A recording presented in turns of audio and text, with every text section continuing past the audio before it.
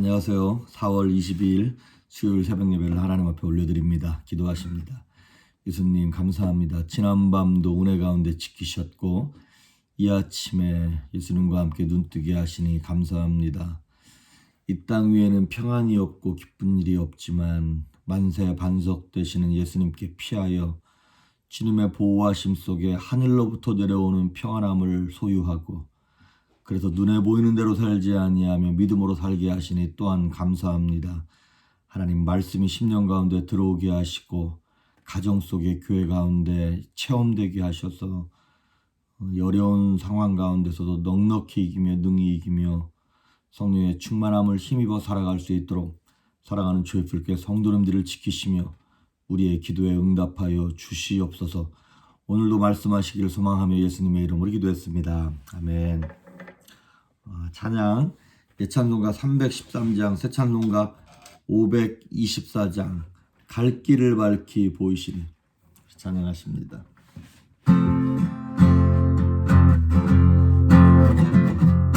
갈 길을 밝히 보이시니 주 앞에 빨리 나갑시다.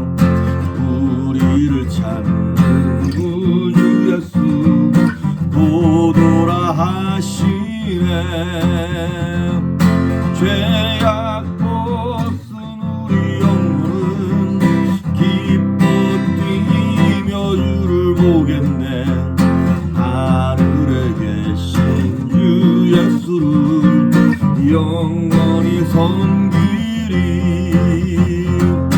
우리를 오라 하시는 말 기쁘게 듣고 순종하세. 구주를 믿기 지체 말고 속속히 나가세. 죄악 벗은 우리 영혼은 기뻐 뛰며 주를 보겠네. 하늘에 계신 주 예수를 영원히 섬기리. 주 오늘 여기 계시오니 다 와서 주의 말씀 듣세. 듣기도 하며 생각하니 참 진리시로다. 죄악 벗은 우리 영혼은 기뻐 뛰며 주를 보겠네. 하늘에 계신 주 예수를 영원히 섬기리. 아멘. 오늘 우리에게 주시는 말씀은 욥기 5장입니다. 5장 1절부터 마지막 절 27절까지 다 봐야 되지만 너무 시간이 많이 걸릴 것 같아서 제가 5장 1절부터 18절까지 제가 여러분에게 봉독합니다. 너는 부르짖어 보라. 내게 응답할 자가 있겠느냐? 거룩한 자 중에 네가 누구에게로 향하겠느냐? 분노가 미련한 자를 죽이고 시기가 어리석은 자를 멸하느니라. 내가 미련한 자가 뿌리 내리는 것을 보고 그의 집을 당장에 저주하였노라. 그의 자식들은 구원에서 멀고 성문에서 억눌리나 구하는 자가 없으며 그가 추수한 것은 줄인 자가 먹되 덫에 걸린 것고 빼앗으며 올무가 그의 재산을 향하여 입을 벌리느니라. 재난은 티끌에서 일어나는 것이 아니며 고생은 흙에서 나는 것이 아니니라. 사람은 고생을 위하여 났으니 불꽃이 위로 날아가는 것 같으니라. 나라면 하나님을 찾겠고 내 일을 하나님께 의탁하리라. 하나님은 헤아릴 수 없이 큰 일을 행하시며 기이한 일을 셀 수 없이 행하시나니 비를 땅에 내리시고 물을 밭에 보내시며 낮은 자를 높이 드시고 애곡하는 자를 일으키사 구원에 이르게 하시느니라. 하나님은 교활한 자의 계교를 꺾으사 그들의 손이 성공하지 못하게 하시며 지혜로운 자가 자기의 계략에 빠지게 하시며 간교한 자의 계략을 무너뜨리심으로 그들은 낮에도 어둠을 만나고 대낮에도 더듬기를 밤과 같이 하느니라. 하나님은 가난한 자를 강한 자의 칼과 그 입에서 또한 그들의 손에서 구출하여 주시나니 그러므로 가난한 자가 희망이 있고 악행이 스스로 입을 다무느니라. 볼지어다 하나님께 징계받는 자에게는 복이 있나니 그런즉 너는 전능자의 징계를 업신여기지 말지니라. 하나님은 아프게 하시다가 싸매시며 상하게 하시다가 그의 손으로 고치시나니. 아멘. 어제 보셨던 어제 숙제는 다 하셨나요? 갈라디아서 2장 22절 23절 오직 성령의 열매는 사랑과 희락과 화평과 오래 참음과 자비와 양성과 충성과 온유와 절제니 이 같은 것을 금지할 법이 없느니라. 예. 이제 어제 욥기 4장을 이제 엘리바스가 먼저 욥에 대하여 충고하기 시작했다는 이제 그 스토리를 어제 전했습니다. 근데 5장도 4장이랑 똑같은 내용이에요. 같은 얘기입니다. 그런데 5장 마지막 절 27절에 엘리바스가 이렇게 얘기해요. 볼지어다 우리가 연구한 바가 이와 같으니 너는 들어보라. 그러면 네가 알리라. 엘리바스가 욥에게 4장 5장 길게 충고하면서 내가 연구한 바에 의하면 공부한 바에 의하면 너는 지금 이런 상태야 라고 욥에게 얘기하고 있는 것입니다. 근데 1절을 보시면 5장 1절에 너는 부르짖어 보라. 너에게 응답할 자가 있겠느냐? 거룩한 자 중에 네가 누구에게로 향하겠느냐? 그러면서 쭉 얘기를 하는데 이미 엘리바스는 욥이 범죄자라고 진단해버렸어요. 이미 생각해버렸어요. 그러니까 욥이 부르짖어도 누가 응답할 사람이 없다. 네가 회개하지 않는데 네 죄 때문에 지금 이렇게 고난받는 것 같은데 이런 뉘앙스인 거예요. 그러면서 2절에 분노가 미련한 자를 죽이고 시기가 어리석은 자를 멸하느니라. 그러니까 지금 엘리바스는 욥의 죄를 구체적으로 욥의 분노와 욥의 시기 같은 것이 있을 거다라고 이미 단정 지어버린 거예요.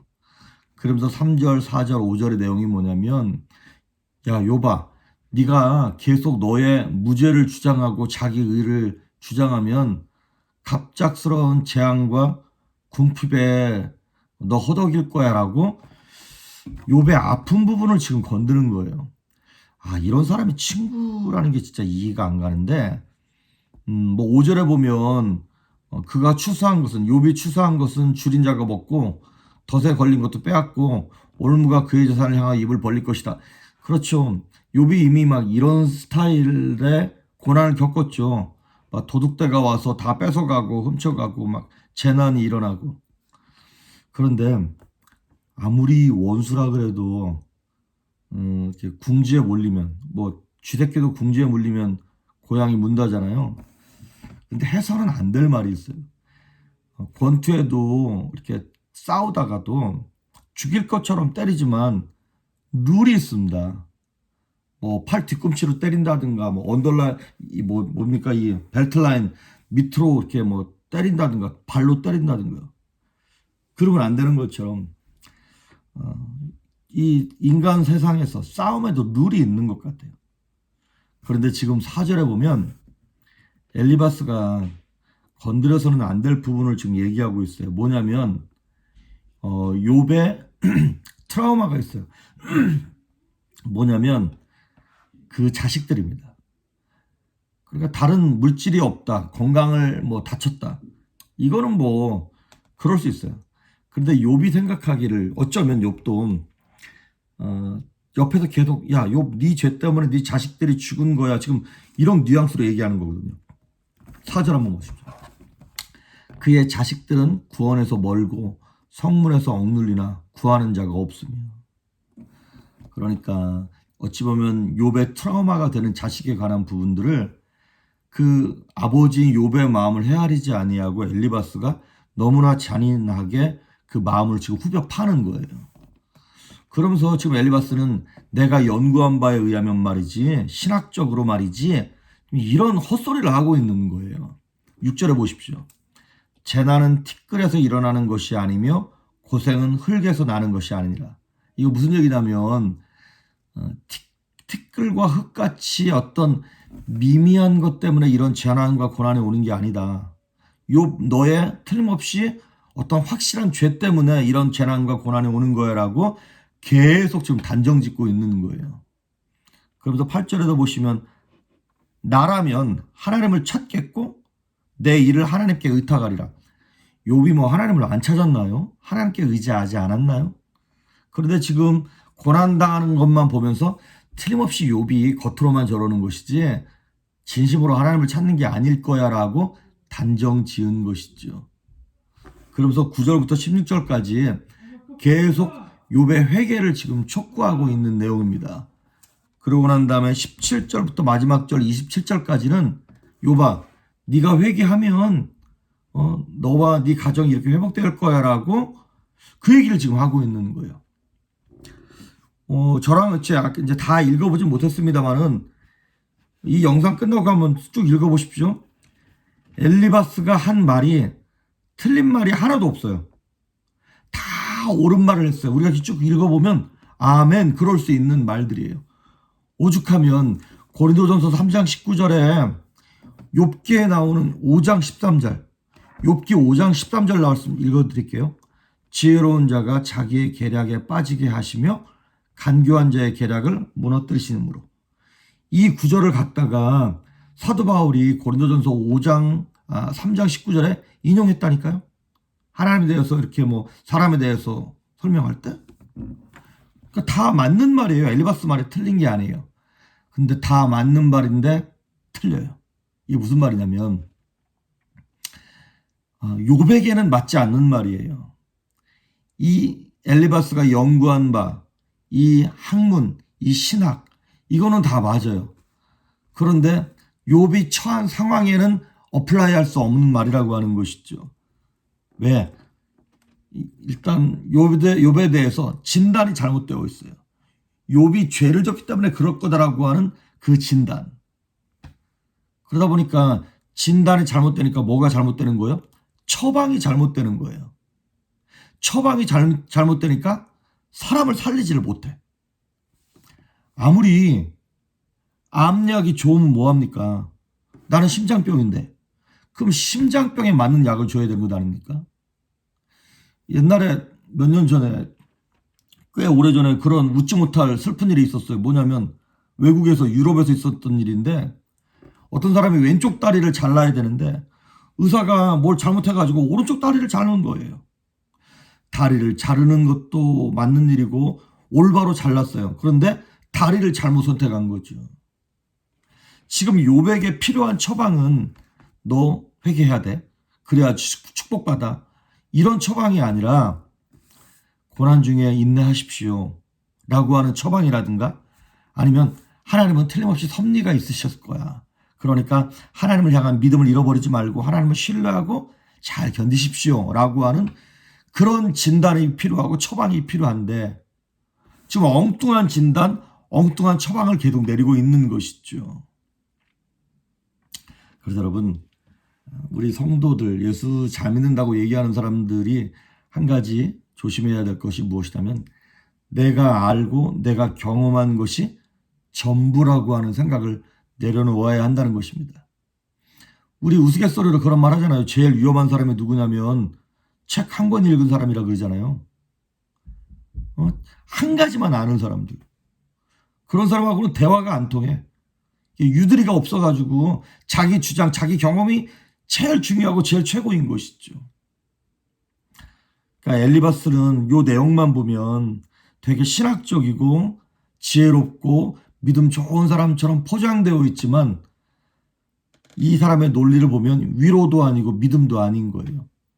그러니까 신약 성경에 나와 있는 바리새인들 하나님을 향하여 알기는 엄청 많이 하는데 그 사람들의 말을 듣고 살아나는 사람은 없다는 것이죠. 그러니까 엘리바스는 이건 것 같아요.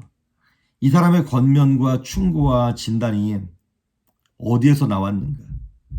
우리 성도들은 하나같이 우리의 말과 행동과 이 모든 것들이 어느 기반에서 나와야 하는 것이냐면 하나님 사랑, 영혼 사랑이라고 하는 이 두 가지 기반에서 우리의 말과 생각과 행동이 나와야 한다라고 하는 것입니다. 그래서 상대에 대한 배려가 있어야 되고 사랑이 있어야 하는 것입니다. 그러니까 아까 말씀드렸던 27절에 우리가 연구한 바에 의하면 뭐 이런 거 있잖아요. 이 엘리바스는 자기가 연구한 바가 너무나 자기중심적이고 상황을 돌아보지 않는 이기적인 학문이 돼버린 거예요. 그러니까 이게 자기가 하나님의 은혜로 말미암아 깨달아지고 박살나지 않으면 우리가 배우고 얻는 모든 신학적인 것들이 나를 더 강화하고 내 주장을 강화하는 데 쓰이는 이기적인 무기가 되더라고 하는 것이죠. 그래서 여러분 고린도전서 13장을 우리가 사랑장이라 그러지 않습니까? 거기 보면 우리가 사람의 방언과 천사의 말을 할지라도 사랑이 없으면 소리나는 구리와 울리는 꽹과리가 된다라고 얘기했죠. 그러면서 고린도전서 13장 4절과 5절에 이런 말이 있어요. 사랑은 오래 참고 온유하며 시기하지 아니하고 자랑하지 아니하고 교만하지 아니하고 무례히 행치 아니하고 자기의 유익을 구하지 아니하고 이런 말들이 쭉 나와요. 오늘 엘리바스를 거기다 한번 대입해 보시겠어요? 엘리바스는 오래 참지 못했어요. 7일 겨우 참아줬어요. 7일. 그리고 욥이 자기한테 잘못한 것도 아닌데 7일 참다가 결국에는 터져가지고 야, 나 같으면 너처럼 그렇게 안 해라고 지금 이렇게 막 막말을 얘기하고 있는 거예요. 오래 참지 못했고 사랑은 온유하다 그랬는데 온유하지 못했어요. 사랑은 시기하지 않는다 그랬는데 어쩌면 엘리바스 마음속에 욥이 가지고 누리고 있었던 것들이 부러웠는지도 모르겠습니다. 그래서 시기한 것 같고 마치 엘리바스는 자기가 알고 있는 것들을 자랑하는 것처럼 자랑하게 되어지고 사랑은 교만하지 않는다 그랬는데 교만하고 또 사랑은 무례히 행치 않는다 그랬잖아요. 그런데 오늘 엘리바스는 너무나 무례한 거예요. 어제도 말씀드렸던 것처럼 우리는 많은 경우에 성경에 나와 있는 주인공들을 다 자기라고만 생각해. 내가 다윗이고 내가 욥이고 내가 아브라함이고. 그런데 어쩌면 우리가 때로 다윗이 아니라 다윗을 죽이려고 괴롭히는 사울왕일 수도 있고요. 아브라함을 힘들게 하는 롯이 조카 롯일 수도 있고요. 오늘 욥을 힘들게 하는 엘리바스일 수도 있습니다. 오늘 행위나 우리의 말과 행동과 태도가 엘리바스처럼 함부로 나가질 않는지를 다시 한번 어제에 이어서 오늘 다시 한번 생각하면서 오늘 외우셔야 할 말씀이 이거예요. 요한일서 4장 21절. 거기 이렇게 나와 있어요. 우리가 이 계명을 주께 받았나니 하나님을 사랑하는 자는 또한 그 형제를 사랑할지니라. 하나님을 사랑하는 자는 또한 그 형제를 사랑할지니라. 오늘 이 말씀을 붙잡고 이 형제라고 하는 말은 여러분 옆에 있는 교인을 사랑하고 나랑 친한 사람을 사랑하는 건 쉽습니다. 그런데 하나님은 이렇게 얘기하는 거예요. 네 형제가 누구냐는 거예요. 사마리아 사람이 네 형제고 우리가 원수같이 여기는 사람이 네 형제라는 거예요. 그러니까 이 형제라고 하는 말 속에는 나를 불편하게 하는 사람, 힘들게 하는 사람. 때로는 그것이 아내일 수도 있고 남편일 수도 있고 교회 안에서 되게 불편한 사람일 수도 있고 세상의 원수일 수도 있습니다. 그 원수조차 사랑하시는 하나님의 사랑을 우리도 본받아서 이웃을 사랑하는 그러한 삶의 태도로 나타나서 오늘 하루도 예수님 앞에 칭찬받고 우리의 삶이 새롭게 정화되어지고 정리되어질 수 있기를 주의 이름으로 축복합니다. 기도하십니다. 예수님 감사합니다. 엘리바스의 말과 같이 너무나 무례한 말을 하고 온유하지 못한 말을 하고 오래 참지 못하는 말을 함으로 가까이 있는 사람을 또한 멀리 있는 사람을 아프게 하지는 않는지요. 하나님 우리의 입술에 파수꾼을 세우시고 입의 문을 지키셔서 오늘도 거룩한 말 믿음의 말을 행할 수 있도록 우리의 입술을 붙잡아 주시옵소서. 사랑하는 성도님들 기도하며 간구하는 것들을 응답하시기를 소망합니다. 기도의 능력을 허락하시며 거룩함을 회복시키시길 간절히 소망하옵고 예수님의 이름으로 기도했습니다. 아멘.